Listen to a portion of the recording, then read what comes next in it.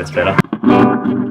The Jazzmaster, the famous, the infamous, the polarizing guitar. This one particularly with this fairly, what would you call it? Lake Placid blue and this anodized copper scratch plate. You're either going to love it or you hate it. I actually quite love it. I didn't expect to. Funnily enough, I saw it for sale in our franchise pawn shop here, Cash Converters. Now, I never lowball people when it comes to buying guitars. If I see something and I really like it and it's a good guitar, I'm pretty happy to pay very close, if not just the price they're asking. But when I saw this at Cash Converters for $4.99, okay, which sounds like a lot to you Yanks, I hope that's not offensive, Americans, I certainly meant it endearingly, but in actual fact, it's $4.99 is not too bad. So they retail for around 900 Australian, even a Squire, and I just offered them $400, which was, it's 20% less than they had it, and it was already pretty cheap. They were happy to take that money. So this was my pawn shop find, and I absolutely love it. It is just a Squire, but it's great. I've owned a Japanese Jazzmaster, and it wasn't any better, honestly. It was nice. There were a few things that were a little nicer. The neck was a little nicer in terms of the feel. The frets, didn't need a polish, and the rosewood board was really nice. But with a fret polish, this thing would be great. It's just a little dry, which is a common complaint with these guitars, actually. So what we're here to talk about today, which this guitar has given me the opportunity to do, is, are Jazzmasters any good for Rockabilly? What kind of happened there? They came out certainly off the back of, a huge Rockabilly era, but we didn't really see them get used a heck of a lot. So we're going to explore that slightly. I want to talk about 1958 when this guitar was first shown at NAMM. So I think I don't know if it became available to the public in 58. It might have been 59, but it was certainly released at NAMM. Someone will definitely be able to correct me on that. And that year, these are the top three hits at the time. So number one was Jody Reynolds' Endless Sleep. Number two was Kip Tyler, Rumble Rock. Number three was Backbeats with Please Give Me Something. I've got that written down there because there was no way I was going to remember that. And that's interesting because I don't know those songs. Not familiar with them. And these were the songs that are listed as the top three most popular Rockabilly songs of 1958. So this guitar coming out in 1958, essentially, this poses a really interesting scenario. You've got the hits there that no one knows about, and you've got a guitar there that in terms of the Rockabilly scene hasn't really... It's not a mainstay of the scene. We're used to Telecasters, Gretsches, the occasional Gibson with P90s, but essentially it's not a popular Rockabilly guitar. But this pretty much brings me to the one person that I would say was the champion of this guitar, Luther Perkins, and he's certainly the champion of Rockabilly guitar, or one of the originators, one of the creators. So when he got given this guitar by, I would imagine, almost directly by Leo Fender. If not, again, someone will be able to tell me more about that story. Feel free to pop that in the comments. He just took it on. He was one of the creators. He didn't sit there and go, well, but this music's played on a Telecaster. He just, obviously really liked the guitar, probably liked the tonal variation, and just dug it, I guess. So he ended up playing a Jazzmaster from... I think I read something like from 63 to 68, he pretty much played nothing else. But let's just say he picked up one of these in 58 and was using it a lot until his death in 1968. And in fact, it was a Jazzmaster. There's a little Jazzmaster logo engraved on his gravesite, which is really cool. So if it's good enough for Luther Perkins, it's definitely good enough for me. So now that we've cleared that up, I do have some other players I want to talk about, two other guys I'll talk about after I do a little demo on the guitar. So we're just going to go through the bridge, middle, and neck and just have a little listen. I've got my Mystery Brain slapback pedal, which you guys know I love. But let's just see how it sounds. I'm not going to even worry about the rhythm circuit, okay? I do like that for jazz, but I'm just going to use the bridge pickup. Sorry, I'm just going to use the regular circuit. We'll call it the lead circuit. Everything on full. Here we go. So this is the bridge pickup.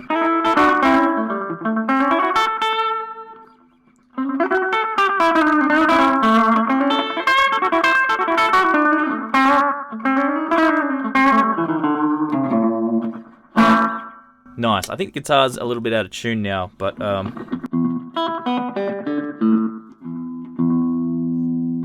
she's alright. We'll persevere. Middle, both pickups.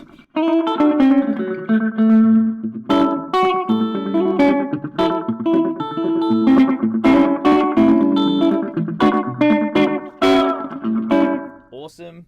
Neck.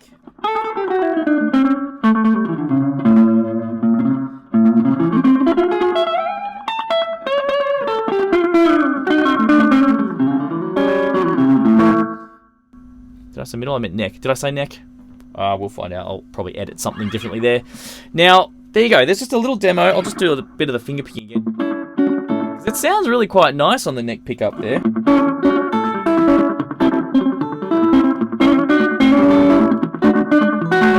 I do apologise. It's gone out of tune, and I could do it by ear. It would probably be okay, but let's not worry about it right now.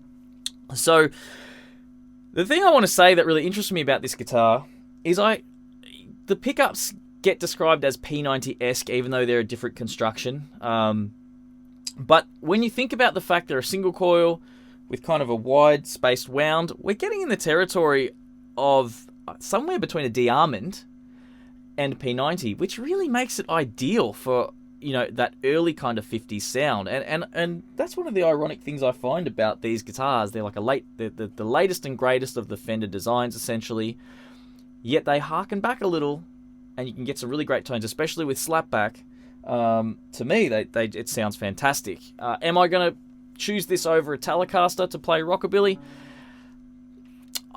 Honestly, I actually like the thinness of a Telecaster and the bite. There's a character there that I like in a transparency, but not necessarily for Rockabilly, just in general. But I would almost say for old school Rockabilly sounds, I would almost choose this over a Gretsch with Filtertrons. I feel like this is more in the sort of early 50s sound when I play, if I'm being totally honest. So, but I'll also talk about at the end, just briefly, what I really think of all this stuff anyway, with, you know, what guitar you should play. Well, I'll touch on that. So, yeah, but I just find that interesting that, you know, you can put it on that neck pickup. You can probably dial the volume back a little bit.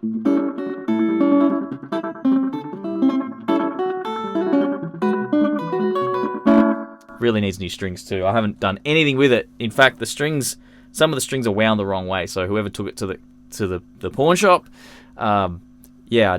didn't know a lot about guitars. Having played through the pickups now, I wanted to discuss just quickly. There's two other players that I really like that played Jazzmasters, and they're sort of, you know, well known for sort of old school stuff. We've got Roy Clark, okay, who played everything, hillbilly, rockabilly, everything in that vein. He was seen with the Jazzmaster quite a bit, and he sounded fantastic. And there's a player I don't hear talked about a lot called Roy Lanham. Amazing. I love listening to this guy. He plays hillbilly, rockabilly, country, jazz, especially the jazz stuff I love, all with slapback too. He'll do a jazz standard, and he'll have no issue doing it with this kind of a tone, like.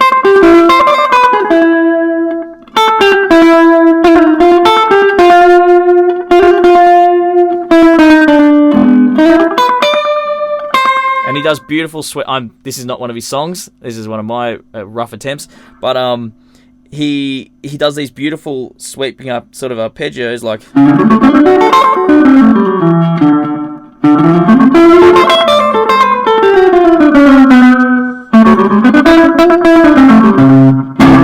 Yeah, this is going further and further out of tune the more I play it.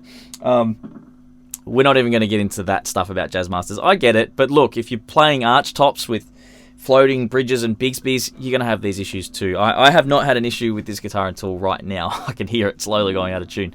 But, you know, the point being that Roy Lanham used one of these guitars in the 60s, and he played a lot of that variation of stuff that a lot of us rockabilly guys really dig anyway, and it sounded fantastic. So, actually, I feel like this is a more of a versatile guitar than it gets credit for. better suited to rockabilly than some of the guitars that I see people choosing over this in terms of maybe the old school sound. I mean, I love the Filtertrons, but you guys, if you've seen my video on the different guitar tone sounds, I have my theory on sort of like, hey, that's the Filtertrons is like a late 50s thing anyway. This ironically almost fits the bill for earlier stuff if you want to get some of those sounds. But if I'm just to talk about, by the way, you know, what guitar people should be using for what genre, here's the thing. If Luther Perkins picked up a 335 in 59 and didn't play anything else, there'd be thousands of rockabilly guys getting on stages with 335s. And there's not many of that too. We do sort of get very, you know, what's the word? Painted into corners with what gear that we play. But it really doesn't matter. I think, you know, what do you actually have to play? What do you have to say on your instrument? That's way more important. So I just want to leave you with that note. And then to finish the video, I'm going to put up, I actually recorded this earlier, but I'm going to put up a video of me playing this with a rockabilly backing track on the 3 different pickups. So I hope you enjoy that. Hope you enjoy the videos. And of course, sign up to my Patreon if you like watching my work. All my transcriptions, PDFs, and sound slice files, and all the bonuses that comes with a lot of the lessons, all the materials, they're all on the Patreon. And of course, you can check out my online website, which is really similar, but you don't have to do the Patreon thing. It's its own website, and you can access all the courses, or you can access all the PDFs, blah, blah, blah, blah. You get the idea. Just at least hit like and comment. I will see you in the next video. I hope you enjoy this final playthrough with the backing track. I'll take a breath now. See you in the next video.